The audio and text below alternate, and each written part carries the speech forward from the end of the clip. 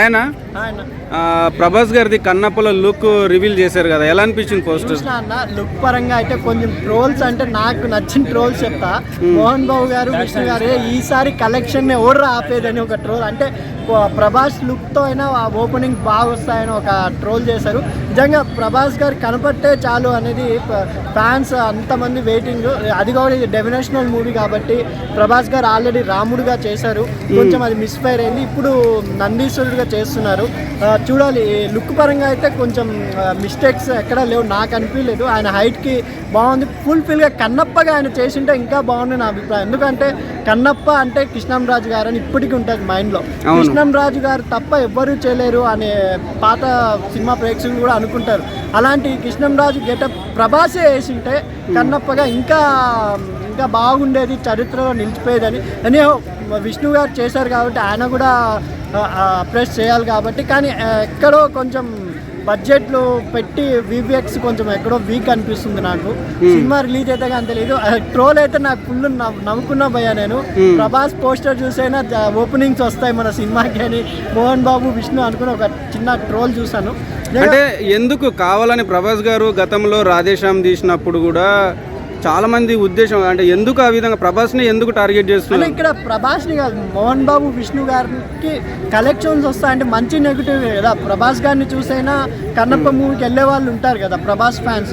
Prabhas fans first show చూసినా చాలండి, మంచి టాక్ వస్తే చాలు. కన్నప్ప మూవీ నిజంగా వాళ్ళు 100 కోట్ల బడ్జెట్లో తీస్తున్నారు అంటున్నారు. 100 కోట్ల బడ్జెట్ న్యాయం జరగాలంటే ప్రభాస్ లాంటి యంగ్ హీరో, ఇప్పుడు జనాల్లో ఎక్కువ ఫ్యాన్ ఫాలోయింగ్ ఉన్న హీరో ఎవరంటే Prabhas. First pan India hero Prabhas. అలాంటి ప్రభాస్కి పిచ్చ అభిమానులు ఉంటారు. వాళ్ళు జస్ట్ ఒక రోజు సినిమా చూసినా చాలు, హిట్ టాక్ వచ్చేస్తే ఇంకా కన్నప్ప గట్టెక్కుతుందని మోహన్ బాబు గారి ఫ్యాన్స్ కూడా, విష్ణు వాళ్ళ ప్రొడ్యూసర్స్ కాబట్టి అభిప్రాయం. నిజంగా లుక్ పరంగా అయితే చాలా బాగుంది. ఇంకా ఎందుకంటే మనము డివోషనల్ గురించి ఎక్కువ మాట్లాడదు కాబట్టి, అది దేవుడికి సంబంధించిన గెటప్ కాబట్టి అది తప్ప లేదా అని మన అంతా హిస్టారికల్ లేదు కాబట్టి మనం జడ్జ్ చేయకూడదని నా అభిప్రాయం.